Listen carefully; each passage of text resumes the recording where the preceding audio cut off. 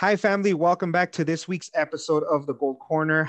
This is a channel that I created to speak about our warriors, all these warriors that have once fought childhood cancer, the ones that are currently fighting, and even the ones that have beat it. And again, this is a channel that was created to spread awareness because a lot of people either don't have a clue or have a misconception of what childhood cancer is. So that's the reason behind this channel. I created this in memory of my 2-year-old daughter, my little baby girl Mia, who passed away in 2018 from neuroblastoma. And I just wanted to create this platform where parents can speak about the warriors and everything that they've gone through. And for a lot of them that have either GoFundMe's or other ways of you donating to them, so we can go ahead and speak about them as well. This is the Gold Corner. Let's do this.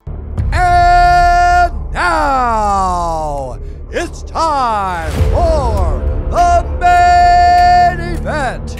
This is the moment you have all been waiting for. In memory of Mia Ojeda. Dedicated to all the brave little warriors that have fought and the ones that are currently fighting childhood cancer. For the thousands watching around the world, fighting out of the Gold Corner, it's time! This week, I am honored to have here our next guest. I actually, through the networking, I actually came across the Emery's Journey page, and I've been following this little girl for a while now. And this little girl, just a beautiful smile. You're going to be seeing the pictures coming up here shortly. And I've been following her, and I had the opportunity to reach out to Ashley, to Emery's mom, and we've been talking for a little bit. We talked back and forth, and I did ask her to come in and speak about her warrior, and she accepted to be here. So Ashley, I just wanted to say welcome. Thank you for being a part of the Gold Corner. Ashley is from Spanish Fort, Utah. And again, when you see the pictures of this beautiful little girl, this little angel, and everything that she is going through and still yet smiles throughout it all, you're going to see just something very beautiful. So, Ashley, once again, thank you so much for being a part of the Gold Corner and talk to us about your warrior. You know, the floor is yours. Go ahead. Awesome. Yeah. So, for those of you who do follow Emery's story, you know a lot about her ups and downs. She's had like the extremest of extremes, the lowest of lows as far as issues and miracles. So on both ends of the spectrum, she's definitely had her fair share of intensity. As I talk about her story too, there's some stuff that like Mark and I and our family specifically is taken away from it, and I hope that's something that other people realize. Jumping into the whole cancer life and stuff, you really, really don't realize how intense it is and how much it affects everybody. I remember when Emery was diagnosed, we had this flood of like support from these other families who had gone through it. We had support from lots of people, but I remember thinking like, why is cancer such a big deal? You know, like there's kids out there with heart disease, liver disease, all these other things, but for some reason it was like there was this whole new world of cancer and cancer life and cancer families. And it wasn't until later on that I realized that the reason I think cancer gained so much attention, and I mean so little compared to what it should once you find out really how intense it is and what these kids go through, is because it's so unlike any of these other diseases and these things that these kids go through because of the unknown and because of like you talk about, there's so many things that we don't know about and such a lack of knowledge and research and resources for these kids. And that I remember kind of having that realization, like this is why it's so intense. It's because there's just such a limit to what can be done, but what these kids go through, and then the majority of diagnosis and unknown it's huge. So that's something that we learned, that really these kids and these families that go through it, nobody has the same story. There's these crazy experiences, but there's just so much that can happen with this disease and with this illness that they're all different.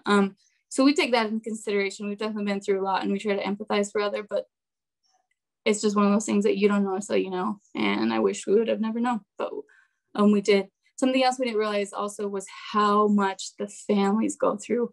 And I'm sure you can attest that as well. It rocks the whole family.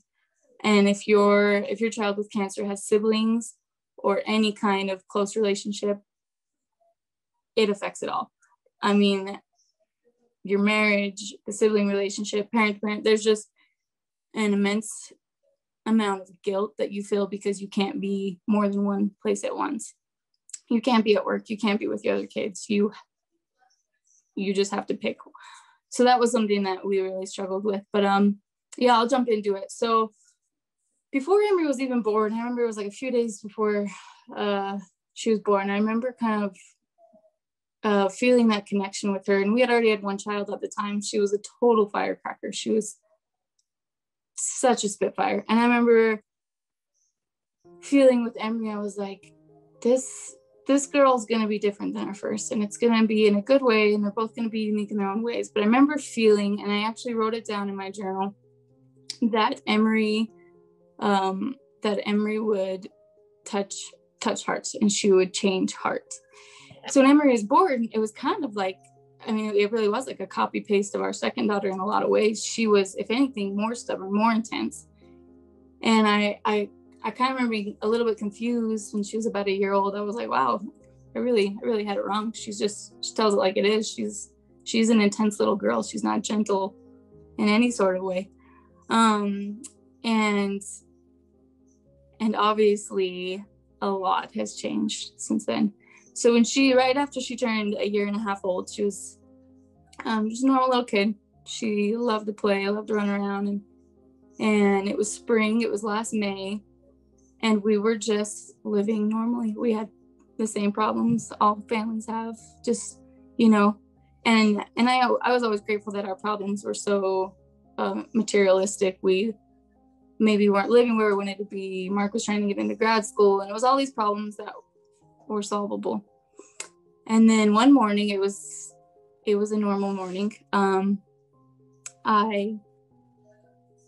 remember a lot of it really clear. And Harley, our oldest, and I were in the kitchen. We were having avocado toast. Mark had just given me a kiss and left to work, and I had worked from home at the time, so I'm just on answering emails. And we decided to go check on Emory and see if she's ready to come and have breakfast. And I remember it, I mean, so vividly. There's so many things you block out, but I remember this morning so perfect. And I slowly opened the door because their door is a little noisy, and I can hear the lullaby playing that we had played for her every night. And she's just laying in her bed, and she kind of sits up a little bit, and her little sister runs up to her, and Emory started freaking out, and she just like started smacking her sister away. And it was right away that I could tell something was wrong. So I go over to her, and I can tell that she's thrown up. And so my first instinct is like, oh, we'll get this cleaned up. She's sick. We'll get it taken care of. And I scoop her out of the bed, and she's panicked. She's absolutely panicked. And you can see it in her eyes. But at the same time, the whole right side of her body is completely limp. That eye was barely open. Her mouth, I mean, that right side of her face, her arm, her leg, all the way, the whole right side is limp.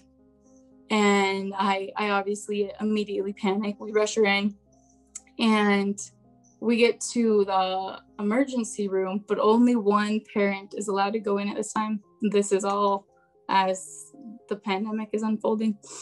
And my husband's definitely the comforter out of the two of us. And so he goes in with her to the emergency room. We're there all day. She gets the CT scan. They're trying to figure out what's going on. And they come to the conclusion that she's having seizures while they were actually taking her back from an x-ray. And my husband was the one that noticed it. He noticed her eyes going to the side. And so he immediately pulled out his phone and starts recording it. And he assumes it's a seizure. And so then they start trying to figure out why she's having these seizures. They do a CT scan. Doesn't really show anything. No tumors, no nothing. So that was relieving. We're ruling out things left and right, but they're trying to figure out what's causing it pretty much. And they started on an anti-seizure med, and they decide to do an MRI.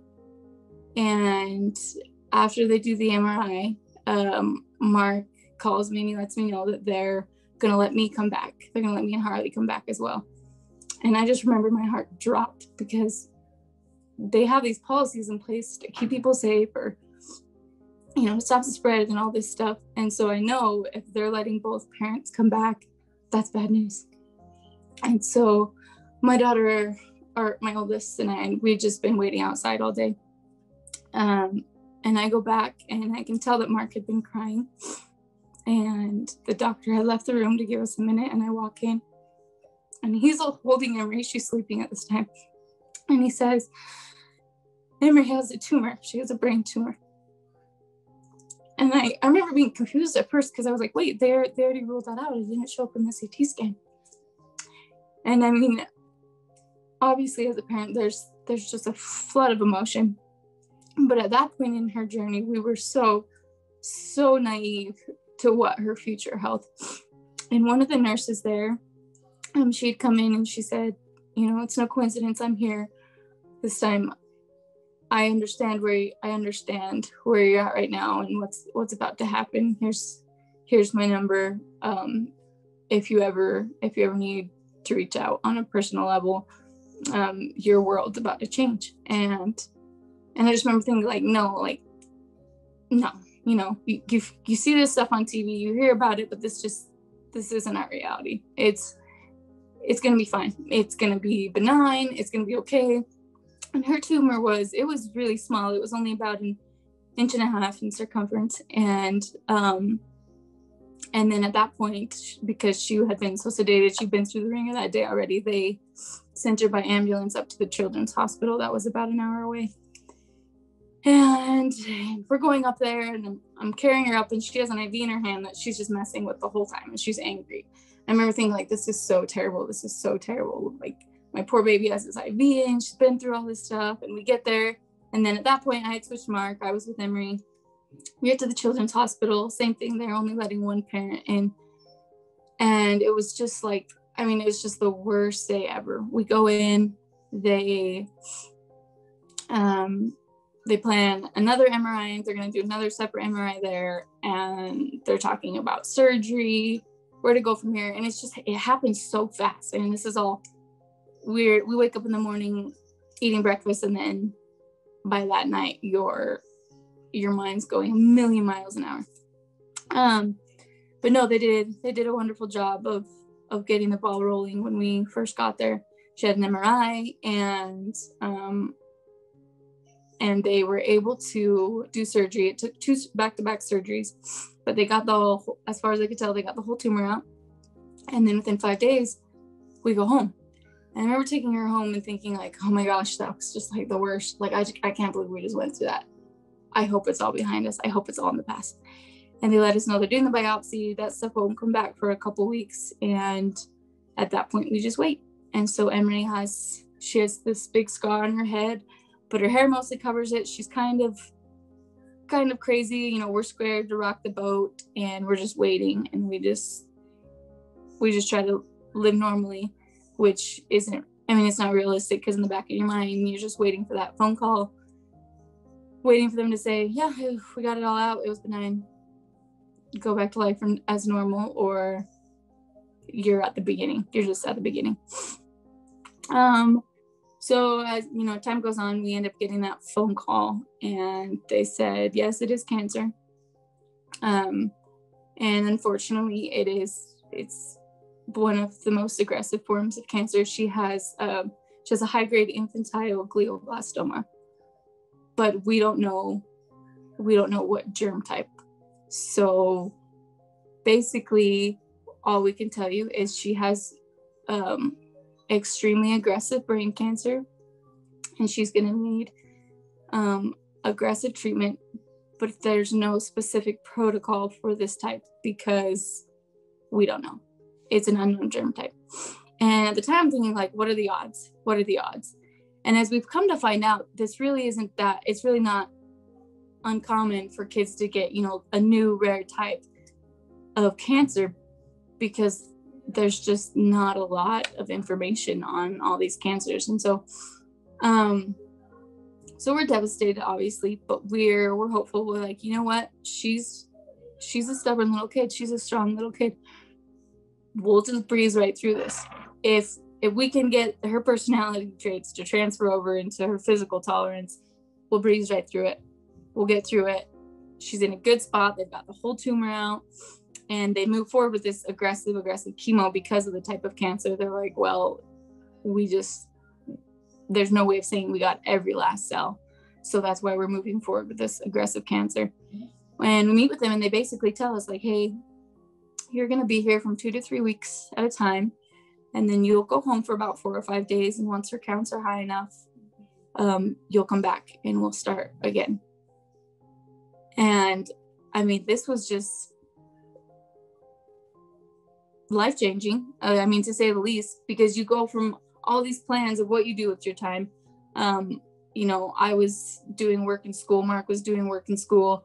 And we had no extra time in our day. And then to be told, you know, scratch that, toss it out. Here's your new life. We're going to do what we can. And you don't get to have a say, because you do, you know, you always have, you're your parent, you have the right to deny care. But what do you say? Like, no, we're just going to cut our loss and go home. I mean, of course not. You're going to do everything you can, and the doctors are going to do everything they can. But when it comes down to it, it's brutal. It's so brutal. So we go into her first one. Mark and I have it arranged.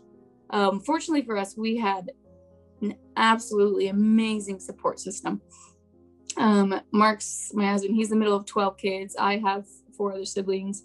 We have wonderful neighbors, wonderful friends. And so we get it arranged so that we are able to get babysitters to be there Monday through Thursday with our other girl when Mark goes to work, and then we would switch and he would stay with Emory for the weekend. So we started off with that way. She goes in, her first treatment, she gets her central line placed, and she starts chemo that same day. And Mark had started with her first, and she had such a hard time mentally, psychologically. Being there is so hard, because you take this 1.5-year-old little girl and this normal life she knows, and she doesn't understand. You can tell them until you're blue in the face, you have cancer, we're going to try to save you. But they just don't understand. So from her eyes, her own parents have put her in the car, brought her to this place, you know, hard floors, hard walls, this bed isn't yours. And we put her in this room, and then people are just in and out all day long. Vitals, medicine. And she was on 4 different types of chemos. And she did not do very well right off the bat. She had issues. She had breathing issues. She just was so stressed, and it was just a nightmare. It was really, really a nightmare. And we're like, all right, well, we can get through it. You know, she'll get used to it. And we did. We kept hearing that. The nurses, bless their heart, they see a lot. So they try to help you in any way they can, you know, and they tell you, like, it'll kind of become normal, you know, thinking, I don't want her to. I don't want my child to get used to people poking her with needles, you know, holding her down. I mean, we had to physically, like, hold her down just to get a blood pressure. And they do that every 4 hours. And you're trying to convince her to let her take your temperature. And it was just torture. Just getting the vitals alone was torture. I mean, she had to be physically restrained every time. And so then it gets to this point where we're fighting the nurses, and we're like, well, just give her a break. And they're like, you know, you don't understand what's going into her body. We need to monitor her. And so it's this constant back and forth of trying to do what's best for her. And she ends up getting an infection her first round. And we're just like, are you serious? You know, because they read off the list of these side effects are nasty. They're nasty. And you come back to like, okay, well, it's still better than the alternative.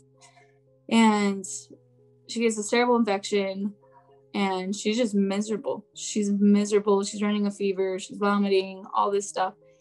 And then her hair starts to fall out. And I just remember, you know, and you're thinking, like, what happened to my little baby? You know what? They're not supposed to be here. Nobody's supposed to be here. And you see these other kids walking around the hall, And you think, is it normal for them? Is this normal for these kids? Are they really used to it? And her hair came out pretty quickly. We never had to shave it, but I remember just thinking, I mean, there's no way she would have held still for us to shave it anyway. So as it's falling out, it's there's so many things you don't think about. You see these cute little bald heads, and they're adorable, but you don't, some people, I think, miss that part, because you don't want to flaunt all the bad that's happening when your child's suffering. You don't want to be the negative Nelly, but it's terrible. You're cuddling with your sweet little baby, and they sit up and their hair's all over you. And so she lost hers pretty quickly. I kind of just, as it came out, I kind of would just pull it out in chunks. I didn't want to draw a lot of attention to it. Luckily, she was young enough. She didn't really understand, and I didn't really want to, bring all this attention to, oh my gosh, your hair's falling out. But there was a couple times she would kind of like rub her head, and she would pull some hair out and look at it kind of confused. And I'm thinking, I don't even know what she's thinking, but this just isn't normal. And it sucks. And so she gets through her first treatment. She has this terrible infection, and they're trying to debate whether or not her central line is infected. And we make it home.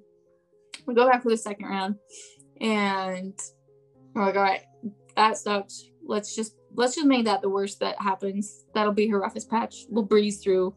She had 6 treatments total. We'll just breeze through the next 4. And the second one comes. It's terrible. She gets an infection, and they end up having to pull her central line. And this was supposed to last her through her whole treatment. And she gets a PICC line placed, and we're like, all right, well, okay, we'll keep going. And I remember by the end of the second treatment, it was kind of wearing on us, because Mark and I, we were not seeing each other because only one parent could be there. I would go on Sundays. I would stay with her till Thursday, and then Mark would come. But I mean, Emory was terrified. She hated that place. She hated everything. And so we couldn't just leave the room and switch. I mean, she would have a complete meltdown. So we would end up switching like midnight, 1 o'clock in the morning, when she had finally fallen asleep and when we thought it was okay. We would hang out in the parking lot for 15 minutes, talk, and then switch. And we did this for weeks on end. But her third treatment comes, and she gets through that one. No infections, nothing crazy. I mean, it's terrible to say the least. Emory had a hard time with the nausea. I mean, she just threw up so much all day, every day. She was throwing up. But we get through it. We get to the 4th one, and we're like, whew, like, okay, we're like halfway done. We can do this. And at this point, she has a PICC line, and the PICC line was all being weird in one arm, and so they switch it to the other arm. It ends up being weird in that arm, and she went down. She had like a surgery to basically just readjust it. And none of this is a big deal. We're just readjusting her PICC line. And what had happened, her skin was so sensitive at this point, and she has sensitive skin anyways, is there was just a lot of fidgeting with her PICC line. We had just ended up taking that dressing off too many times. She starts to get a rash. She gets the chemo, and she's on such a heavy dose. Her counts, her neutrophils and her white blood cell counts, all of that, her ANC is at 0 for so long that she gets an infection under her dressing, but nobody notices. The body has no response to the infection. All her counts are at 0. And we have a routine dressing change, and the nurse and I both noticed that the rash under her dressing kind of looks a little off, especially for her counts being so low. And I mean, when I say long story short, I really do mean long story short. She has people in her room all day long. And what happens with these kids when they get sick is there's so many different teams that are in and out. You have this sick little baby, you just want to cuddle them and let them sleep, but they don't get to, because dermatology comes in, let me see it. Surgery comes in, let me see it. Everybody's just back and forth. Wound comes in, let me see it. Infectious disease, let me see it. And you get to this point where you're like, please just like leave her alone. If somebody wants to come in, they come in from this hour to this hour. Just leave her alone. So she ends up getting this fungal infection in her arm, and they have to surgically remove it, just the type that it was. And it was just kind of like this rare fungus that most people probably wouldn't even know they had. I mean, the body's immune system fights this stuff off all the time. Because her counts were at 0, and she had that rash, it had found a way to get into her skin. They do surgery, and then they culture it, and they take some other pieces. They realize they didn't get it all, so they do another surgery on her arm. And they end up taking, I mean, just from just below her shoulder, like past her elbow, she has this scar. They just take like a giant chunk out of her arm and out of part of her tricep muscle. And she's on these terrible antifungal medications that, as people who have gone through this stuff know, when your kid gets placed on some kind of medication or with chemo, anything, there's 1,000 other medications they're placed on to combat this side effect and this side effect. So the whole time your kid's there, even if it's going smooth, there's kind of like this whack-a-mole experience where they're like, well, we're going to give him this, but it's going to cause this. So then we're going to give him this. And then and this chemo causes this. So we're going to give him this. And then if this happens, then we'll give him this. So she's just on this huge regimen of all these medications. And at this point, I just remember thinking like, the spark is gone. She smiles, she plays, but the spark that, was there before was gone. She was kind of accepting things. She still fought vitals every 4 hours. And it's taking its toll. This is taking the toll on our whole family. I just remember thinking like counting the hours in the days, laying with her in bed and trying to get her up, like, because you don't want them to lay in bed all day because you have all these other side effects. So you're trying to get them to do things. I'm just counting the hours and the days. And by her forced treatment, I was like, I miss my husband. I miss my other kid. I'm tired. And I was, during her forced treatment, I was at the end of my pregnancy as well. So I was pregnant this whole time. And I'm holding out. I'm like, I'm not going to have this baby till Emory comes home, till she's better and she comes home, and it's in between treatments.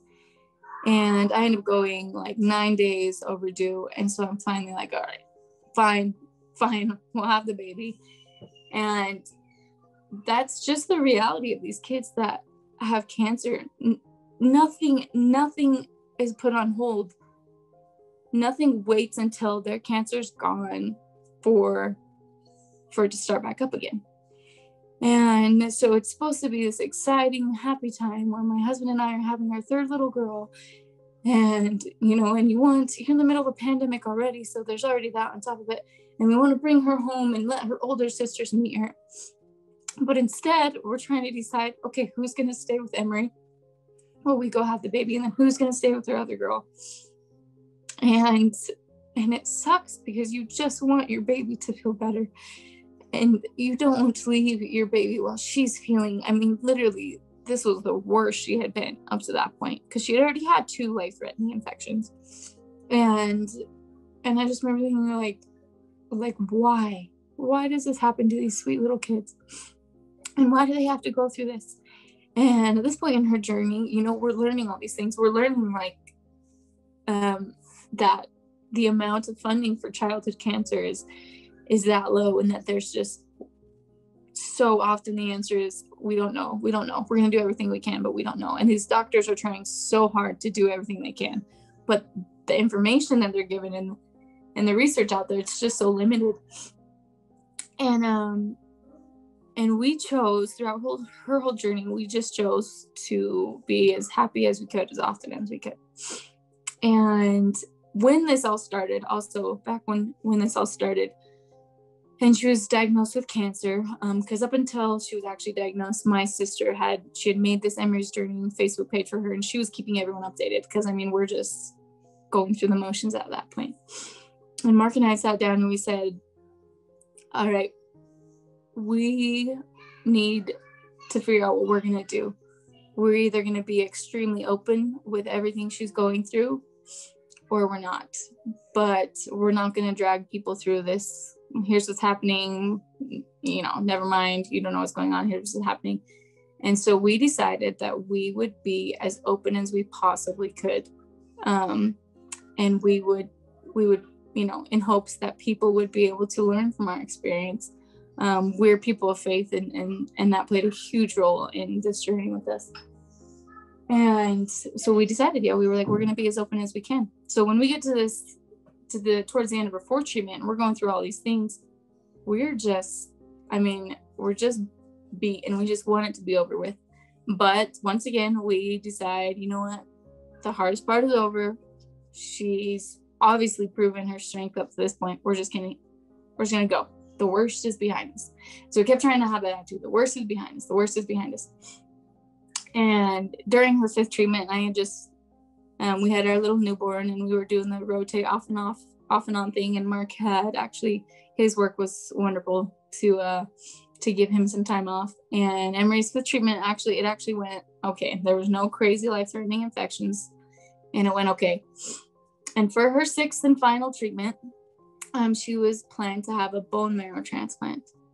And so before starting that, they did an MRI. Everything was clear. The treatments were working. It was keeping anything from growing. And I remember asking him, like, why do we have to do a bone marrow transplant if, you know, it's brain cancer and if nothing's grown back? And they kind of, again, like, explained to us, like, you know, and I thought I knew a bunch by that point. But again, I was kind of naive to the situation, but they explained that this is such an aggressive brain cancer that we're going to, you know, move forward with a bone marrow transplant, mainly in attempts, we're going to give her so much chemo and so much of it that we hope it kills anything left. We hope if there's, you know, any cells remaining, it kills it. But in that process, her bone marrow is going to be completely wiped out. It's going to be wiped out. But because her bone marrow was healthy and it was fine, they had harvested her stem cells prior. And that was a whole ordeal in its own. So we're coming up on her bone marrow transplant. And I remember just feeling so uneasy, because we know that Emory does not have the upper hand when it comes to these rare side effects that sometimes happen. For whatever reason, those always seem to happen to her. And so far, she had come out on top each time. She would get the worst of the worst, but she would kind of have that, you know, that little miracle where it was like, all right, she made it through. And so I'm super anxious going into the bone marrow transplant, but I'm like, you know what? She's going to kill it. She's going to kill it. It's going to go as smooth as it possibly can. And even if it doesn't, she's going to come out on top. The cancer hasn't come back. She just has to get through this final sixth one. And we go and we sit down with them prior to this. And at that point, they switch you from the chemo, the oncology team, to a bone marrow transplant team. So they're kind of separate. So you get new doctors and a new team. And they sit us down and they go through all these side effects. She's probably gonna have, her hormones are gonna be crazy. She'll probably never have kids of her own. There's a really high chance she's gonna lose her hearing. Organ damage. These drugs are absolutely terrible. And the list just, we had a whole meeting dedicated to here's what can happen during all this. And one of the ones that they had mentioned, they were like, probably what'll be worse is she'll most likely get what we call mucositis, because your saliva is just covered in white blood cells. She's gonna get so much chemo and her body's not gonna be making these, and her mouth and her esophagus all the way down. She'll probably get sores. That's usually the most painful thing. And if that happens, if it gets to the point, we'll give her a morphine pump and we'll help her through it. So we go into all this, and at this point, Mark and I, we both feel very confident that Emory will be okay. We're uneasy about the treatments. We don't know what she's going to have to go through to get to that point of being okay, but we both feel very strongly that she was going to be okay. And so we were willing to put her through whatever was necessary to get to that point.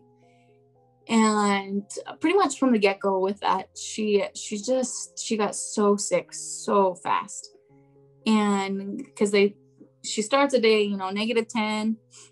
She got a new central line placed because they needed the big one, not just the PICC line, to give her stem cells. And she gets 6 days straight of these intense chemos. And before the 6th day was even over, she was already starting with the mouth sores. She was already, kind of getting puffy. She was really, really sick.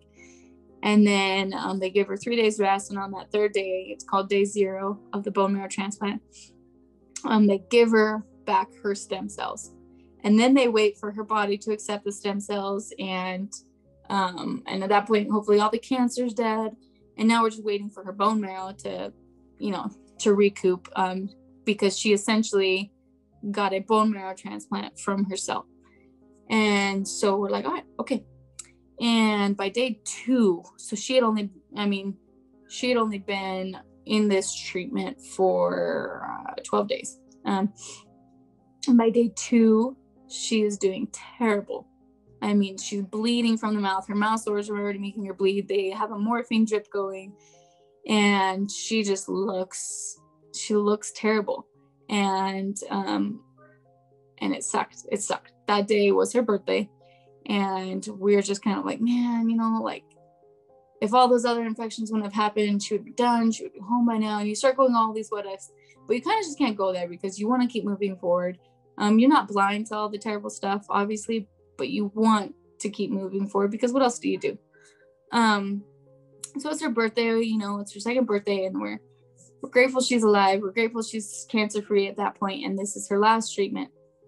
But she's having a really hard time. Her oxygen kept dropping. And so they end up doing the next day, on day bone marrow transplant day +3, they do a CT scan. They're like, we just, we want to see, check her lungs and her heart out and stuff. And they're checking for fluid.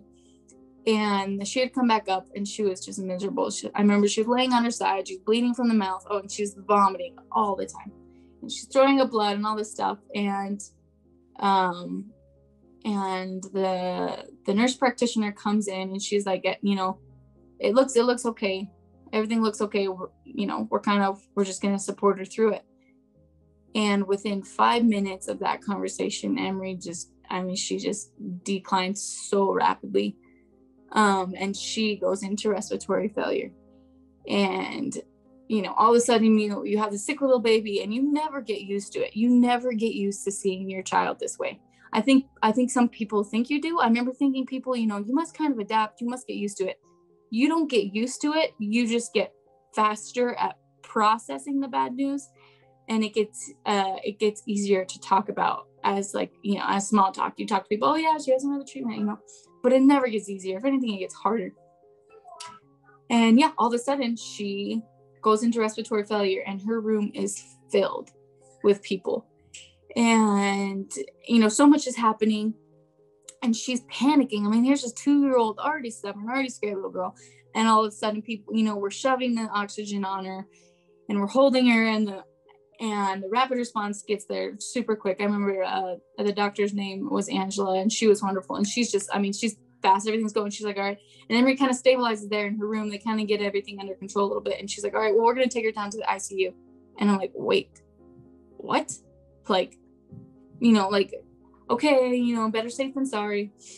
But also at that time, they say they're going to take her down to the ICU, and my heart drops because only one parent is allowed in the ICU at that time. At this time, by the time Emory had gone into her bone marrow transplant, they let both parents there. So Mark and I were both there for her bone marrow transplant because we're like, out with a bang. And since we can both be there, let's just make it happen. And I just remember thinking, no, we can't go back to this one parent at a time because, for people who aren't married or who don't have that support from a spouse or somebody really, really close, I don't know how they do it. I really don't know how they do it.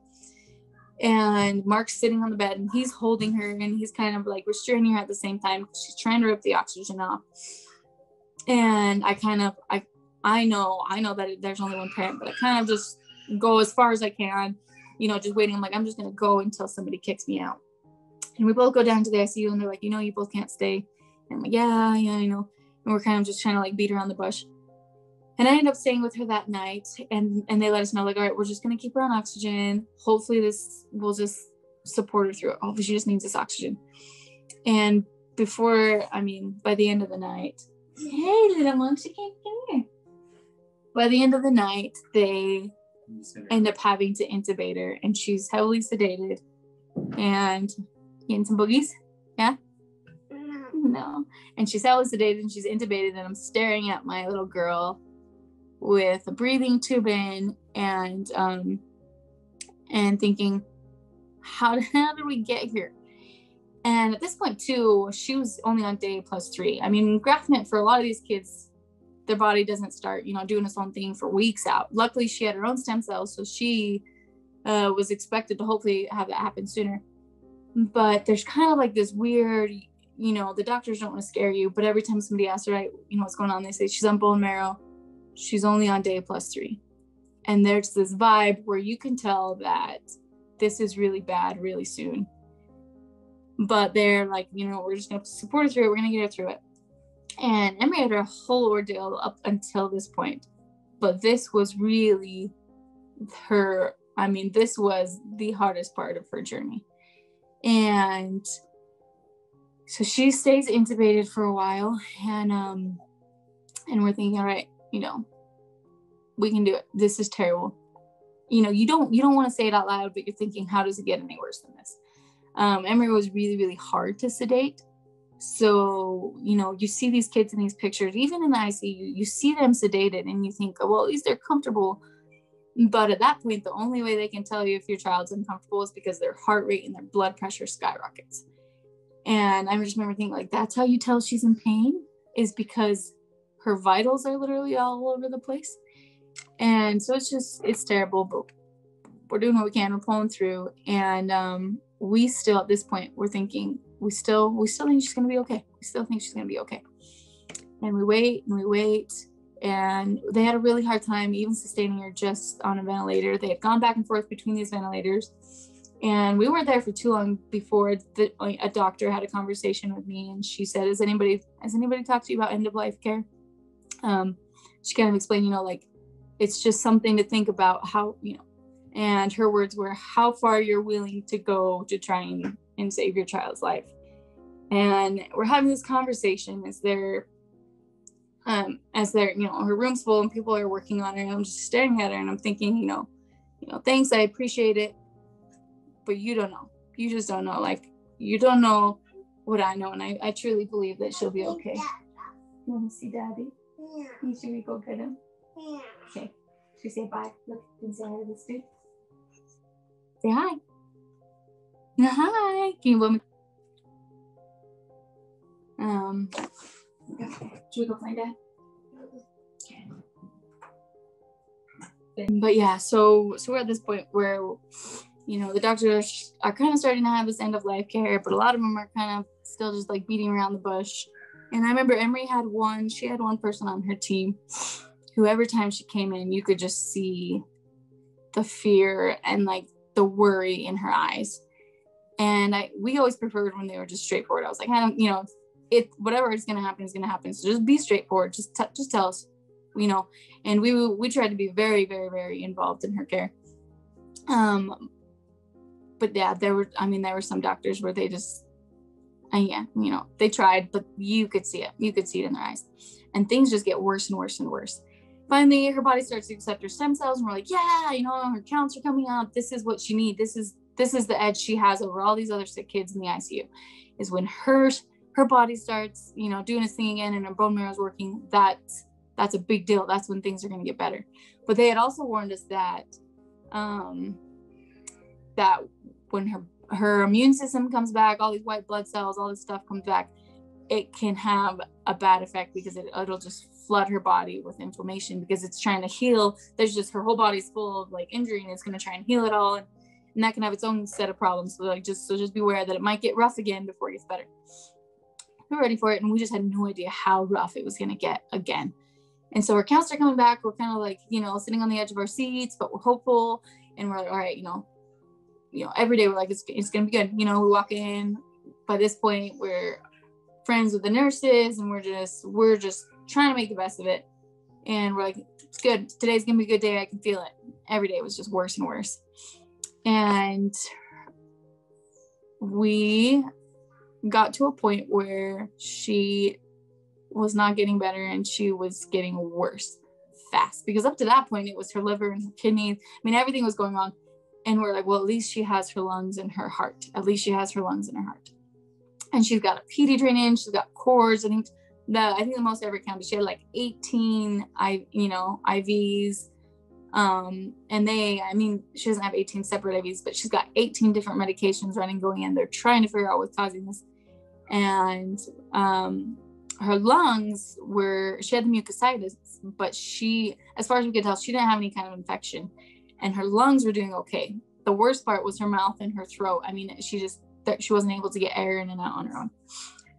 And then her lungs took their turn of going downhill, and her lungs just filled up. And it's just another scramble of everyone saying, what's happening? Is it an infection? Is it just the mucositis? Because the mucus secretions at this point too are so thick, and they're trying to figure out what happens.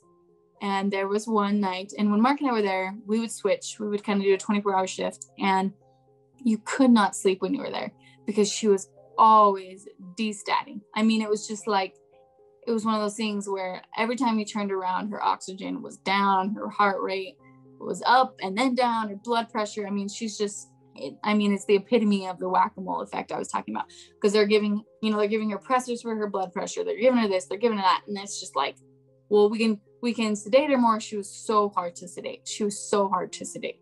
We can sedate her more, but then it's going to drop her blood pressure, and we're going to, and it's just like, they're kind of just picking which fire to put out first, what's highest priority, and then we'll deal with the rest. And there's one night where she's just doing exceptionally terrible, and they do an X-ray every morning to check her lungs.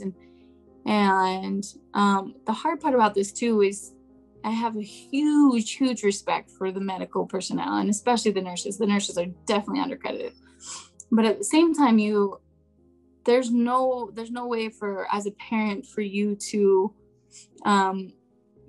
you and any kind of medical personnel to be in this situation without butting heads at some point, because nobody knows exactly what's going on. And so I'm kind of butting heads with the nurse, and I'm like, no, this isn't normal. There was some stuff going on with her that was definitely abnormal. I'm like, this isn't normal. This isn't okay. Finally, I'm like, it's like, what else are you guys gonna do? Because this isn't working. And she's like, well, this is what we're doing. And it's 7 a.m. I haven't slept. I'm stressed out. And the whole time too, because only when parents are every hour, I'm texting Mark, she destatted again, updating. And then I'm switching him, and I go out to the hall, and I'm just like laying it out on him in the hall. I'm like, this happened. She's not doing good. Yada, yada, yada. And we're in the hall for about 5 to 10 minutes. And I'm just unloading onto my husband, just this and this and this and this. And I don't, and they just said that's all they're doing, but I don't think it's working. And by the time Mark had gone back in, it had she had crashed. Her room was full, and they were trying to figure out what to do. And her lungs were done. They were full. They were no amount of vent settings could sustain her anymore. And they had decided to place her on VA ECMO, which, and they tried, there's 2 different forms of ECMO. So ECMO is basically a form of life support where they take your blood out of your body, they oxygenate it, and they put it back. So it essentially replaces the lungs and heart if necessary. At that point, Emery's heart was okay. But this is a bedside emergency surgery, and they're trying to get the most ideal version of ECMO on her, but it's just not working with the sizing and her size. They end up placing her on a form of ECMO that is intended for kids that also need to have their heart function replaced as well. And Mark's in there, I'm in the waiting room, and I'm just bawling. And I'm out there, and because I'm a religious person, I'm reading my scriptures. And at this point, I don't know that I ever had such a low point in the hospital, because I tried to keep it together. There's just weird professional, you talk to all these people, and like, you want to be respectful and professional. But at this point, I'm on my knees in the living room, or in the waiting room. I'm down on my knees, and I'm just begging God, and I'm just praying that she'll be okay, because this is the last resort. And I'm praying, and the social worker walks in, and she sits down, and she starts, kind of explaining some more of what's going on. And she says, we're gonna let you go back right now. And I'm thinking, gosh, another one of those situations. They're letting both parents back. I know what that means. So I go back, and And they end up getting it. They get her, I mean, she was in a really bad spot for a long time. The surgeon gets it all in, and he gets her hooked up to this ECMO, this life support. And he talks to us and he says, there's no way for, I got it in. I hope this helps save her life, but there's no way for us to know as well neurologically how this will affect her because of the situation she was so in for so long while we're getting her on it. And just so you guys know, this poses a very, very high risk of her throwing a blood clot and stroking.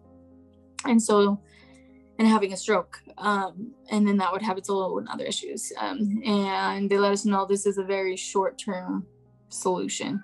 If she doesn't get better soon, then, I mean, the chances of her throwing a clot are so high. They're like every hour that she's on this is just a big deal. So that has all its array of issues, but basically Emory ends up on that ECMO, that short-term, something that she shouldn't be on for more than a couple days or whatever. She ends up being on it for 18 and a half days. And they were kind of at the point where they, and they didn't tell us at the time, but they had given her about a 5% chance of coming out of this. And, throughout the journey of your child having cancer, you have it's up and down. You change your attitude, you change your mind like 1,000 different times. But at this point, I just remember thinking, no freaking way. No way is my child going to die from chemo, because this whole trip to the ICU, this whole issue was because the chemo, her body couldn't tolerate the chemo at that point. And I thought, no way am I going to lose my daughter to chemo. Like, she had brain cancer. Like, how is this even a thing? And I had, you think about worst case scenario all the time, but I was just in shock. This was her last treatment. This was her last thing. And you always know it can come back. That there's, lots of issues, but this was supposed to be the end of her crazy ordeal and the hard part of the road. And I thought, if she dies now, I will be I don't know if I'll be more angry or more sad, but it's not going to happen. It's not going to happen. And fortunately, Emory had a miracle. She, one day, she started to get better. Because they had tried to go in and remove the fluid out of her lungs, but her esophagus was so swollen they can't. And all of a sudden, it was a Monday. I remember on this one Sunday, and I mean, we were doing everything we could in the position we were in. Any kind of alternative medicine that we could do, energy healing. I mean, we just were so desperate. And Sunday night, I remember thinking, no, I really think. And I texted Marcus and no, tomorrow's going to be good. Tomorrow's going to be good news. Just watch. And tomorrow rolled around. It was a Monday morning. They rolled around at 5 a.m. for her x-ray, and there's a smidge little opening in her lungs, because her lung scans were just solid black. They were filled. And the next day there's a little more, and the next day there's a little more. And by Friday, they get to the point where they're like, we're not really sure if her lungs will sustain her, but her machine's getting way too many clots in it. She's been on this ECMO for way too long. She's got to come off it. So we're going to try it. We're going to see what happens. And so they do these trials, and they are able to take her off ECMO. And they're like, all right, she's still got a long way to go, but she's off ECMO. That's the important thing. And Sunday comes 2 days later, and they're kind of like, all right, her lungs are doing awesome. And then before we know it, she's off the ventilator. And it's like watching your child be reborn, because they've been sedated for this whole time. And I mean, they're on a lot of drugs, because they're constantly having to up the doses to keep them sedated. And she started to get better. And from then, she just improved and improved and improved. And she was still in the ICU because her kidneys weren't showing any function. She was on 24/7 dialysis. But those eventually kind of cleared up as well. And her liver went down, her lungs cleared up. And And it was like a miracle, because there at the end of her ECMO, her heart had also started to have its own issues as well. And then they moved her up to the cancer unit again. Both Mark and I are able to be with her. And we're kind of at this point like, all right, you know, where do we go from here? She's learning how to walk again. She hasn't even touched food. She's drinking a little bit, but she's super nauseous. And we just counted our blessings. We really did. And then we were able to bring her home on New Year's Eve, because we spent all the holidays. We spent everybody's birthday, Halloween, Thanksgiving, Christmas. We spent all of it in the hospital. She was in the hospital. So we come home on New Year's Eve, and she's been doing awesome ever since. I mean, you saw her, she walked in, she does her own thing, and she's doing great. She still has checkups. There's little things here and there, but for the most part, it's absolutely crazy how terrible things got. That was something they didn't tell us. By the way, you always know, because they kind of like, they'll kind of tell you, but you always know that chemo is no joke. But it was absolutely crazy. And I just remember thinking, like, never again. And I told Mark, I'm like, I don't care what happens, she's never getting touched by chemo again, all these, and you're like in this like mindset of, this was too much, I'm never doing it again. Like, but for now, she's in remission, and we hope and we pray that it will stay that way, because going through this journey, we've gotten to know so many other families, and we realized that, I mean, Emory had the worst of the worst in our eyes, but when it comes down to it, stuff like this happens all the time. I mean, it happens to the point of death for so many of these kids. I mean, we almost lost our daughter to chemo, not even cancer. And you have to think, like, no way, we have cars that can drive themselves. I mean, the world of 2020 is unimaginable, and we have, and I mean, not just that, but like the country that we're living in, we have resources beyond imagine. We can't even imagine, like, there's no way to comprehend what's happening, because things are happening so fast. And then you realize, well, like, why is cancer, especially childhood cancer, why are all these things and these techniques so, I mean, I guess you'd say outdated in a way, or how is this the best option to try and cure them? And it makes you wonder, like, is it really the best option? Is there something else we can do?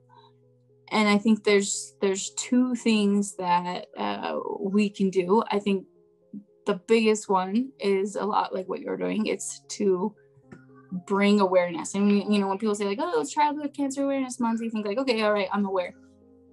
But to really bring awareness to how much these kids go through, because Emory's not the only kid we know that has gone through these things. There really are kids who have died from just the chemo treatments, or who die because the chemo treatments fail to help them in any sort of way.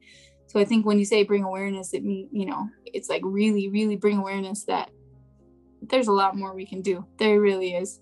And there should be. And it's a bummer that, something so deadly is still so common.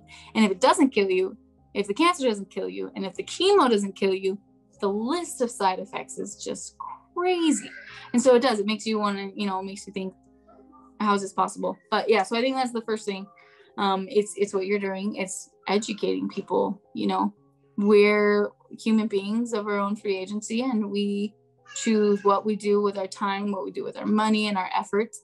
And I think the more people who are willing to put forth an effort to bring awareness and to, push for a change, and to help be part of that, and fund the right kind of research and get those answers, that's the biggest thing we can do, because it's not going anywhere. Cancer is not going anywhere. But I think the second thing is what a lot of these smaller little nonprofits do, is they support the families. They, you know, they send gifts to the siblings. They send money for groceries or whatever it is, because the whole family's affected by this. And so I think that's the second, is really the support system for these families is really important. We were lucky enough to have an amazing support system, but not every kid has that. Not every kid has two parents that love them, and family and friends. And, you know, we had, when we came home with Emory, we just had like a mountain of gifts and cards. And it's so overwhelming to the point that you almost can't even thank everybody, because it'd take all day to sit there and thank them. And, but it makes you feel like, you know, like, okay, we can do this. No matter what happens, we can do this. I just wish that we didn't have to be cancer parents to find that community and to be a part of it. I wish it was just a little bit easier and more known, so that we can, as people, help support each other, because it's a lot for these kids to go through. So I think especially people like you who take your time and effort to bring awareness. It's something that I wish was more common. And that's we're at the tail end. We're still just kind of like, you know, settling at home. We still have lots of our own issues going on out there, but that is something moving forward that Mark and I have both talked about, is what do we want to do? And it's bring awareness to the big picture, which is getting more funding for these kids, and finding a way to support the families that are already going through it, and these kids that are already going through it. So. Yeah, thank you, Ashley. Thank you so much for touching on those things. And yeah, that's exactly what I wanted to do, is to bring awareness and to, you know, you speak about Childhood Cancer Awareness Month, which is September, and that's when, you know, they go gold. But you look at these things, like the NFL goes completely pink for October. You know, you have, you know, NBA doing all these things, but yet childhood cancer for some reason is looked as it's rare, you know, and it's not. And unfortunately, like you said, yeah, before we were given the news that our children had cancer, we were not cancer parents until that point, you know, when we did realize that. And yes, you're absolutely right. If you look at, you know, the past episodes that I have, that's also another thing that I wanted to do, is touch on all these smaller nonprofit organizations that are helping, you know, parents, and are helping siblings, like you said. When we were going through our journey, we had a lot of nonprofit organizations reach out to us and help us, you know, with groceries, with paying this, with paying that. And I just think that's so awesome. But yet there isn't a platform to where they can speak about, yeah, you know, we do have social media, which is great, but yet I wanted to take this up another notch and kind of wanted to put this up at another level, so people can hear about this, and people can know of everything that's going on. And I think that's amazing. And thank you so much for sharing beautiful Emory's story with us. And like you said, we pray with you. We did not want to be a part of this family, right? We never, if we were given a choice, we wouldn't be here, but we are here, and we're here to help each other out. And you know, just sharing these stories and being able to share everything that our children have to go through. And like I mentioned at the beginning of the video, a lot of people think that childhood cancer is that big name hospital that you see where you donate $19 a month or whatever it is, and you see these little kids running around and playing. And but that's literally just a small percentage. If you go, and I'm going to leave the description, and I'll have Ashley speak a little bit more here on Emory's journey page.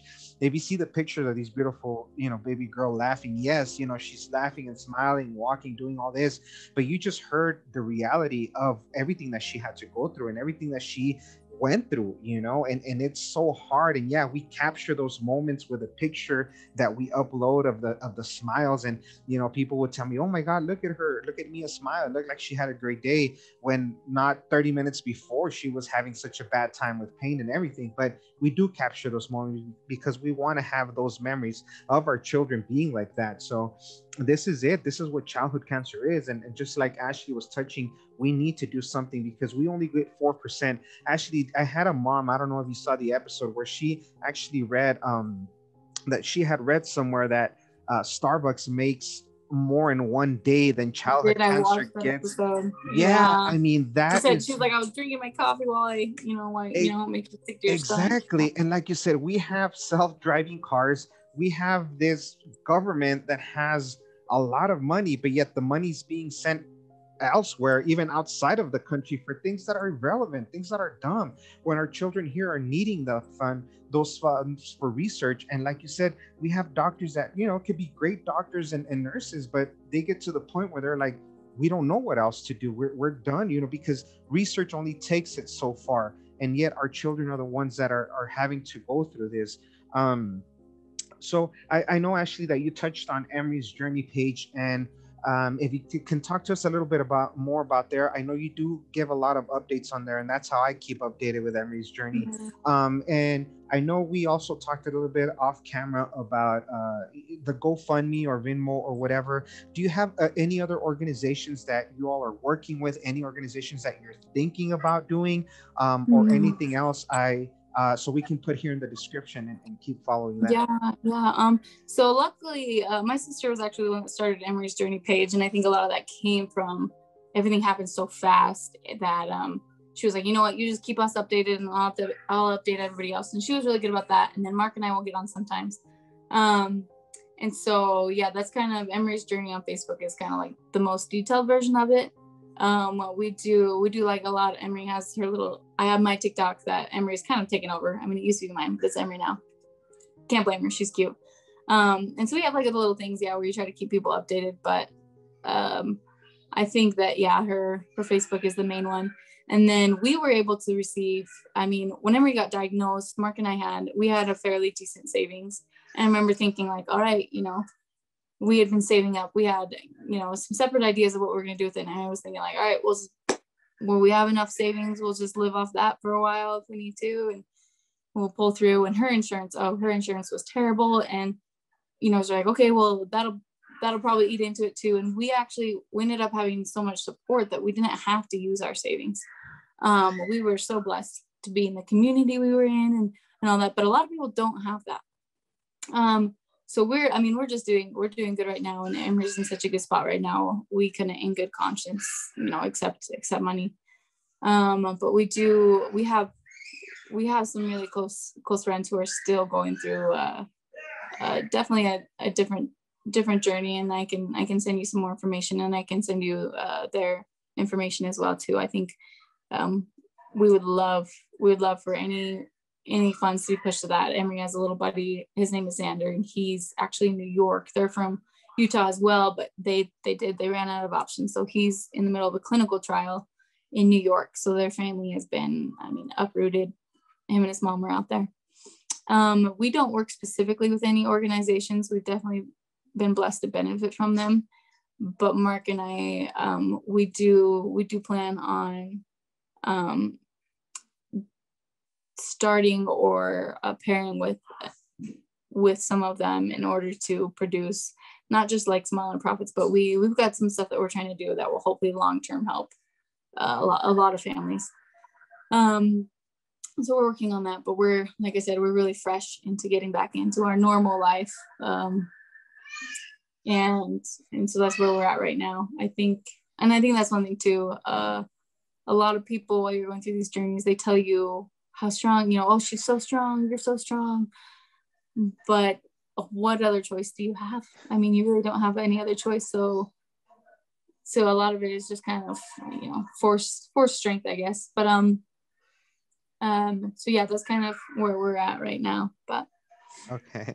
Yeah, you talk about fourth strength, and I think we've talked before in messages, and I get the same thing. People tell me, I think you're so strong for what you're doing. And you even told me a little bit. I know these stories take out a lot of you, and they do. I mean, after every episode, it just kind of, but it's part of the healing process. And people tell me you're so strong, and at a certain point I think I'm just surviving. And if if me surviving is showing people strength, then I know that we're doing a good job here.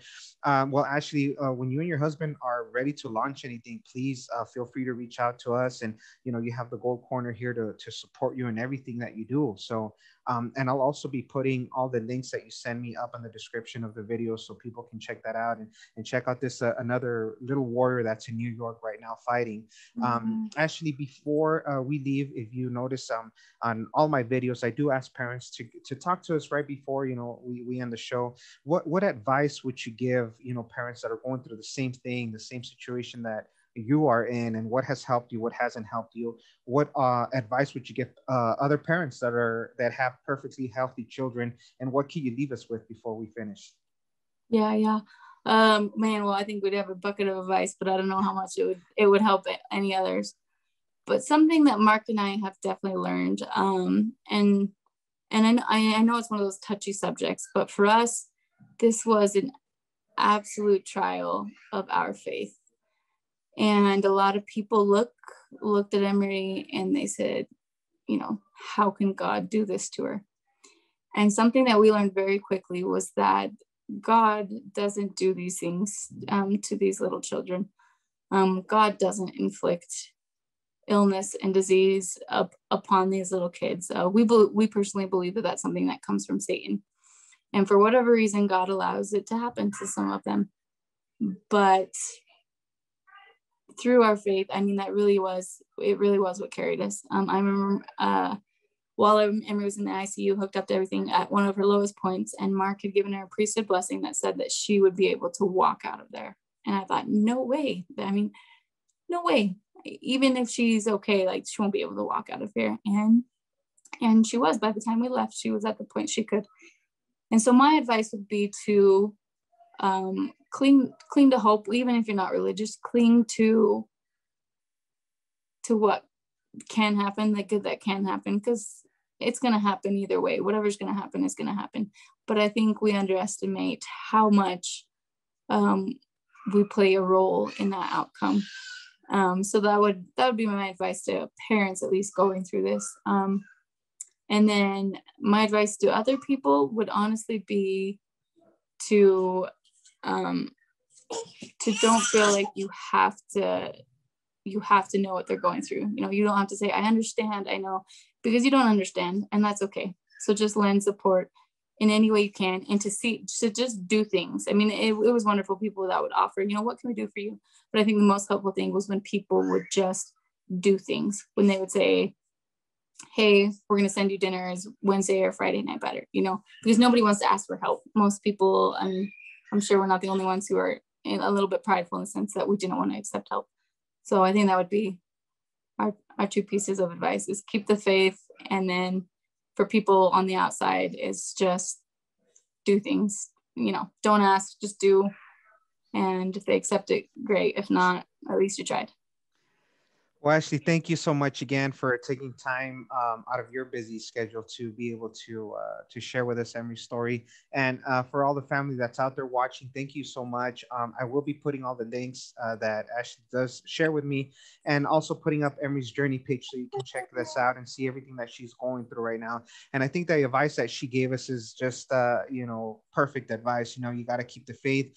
I know it's hard, and I know your faith is tested while you're going through this. If you're going through this, if you're not, I always tell people, consider yourself, blessed that you are not a part of this. But if you are, it's hard to keep the faith, but just know that there is a bigger purpose for all of this. No matter what outcome, there is a bigger purpose, and that God's going to use you and the testimony that you have to be able to help so many people out there, and so they can see what God is still able to do now, even with all of this. So this is who we are. We are the Gold Corner. We are a broken family, but we're broken together. And as long as we're broken together, we are here for each other. We're here to pray for each other and help each other out. Thank you so much for tuning in.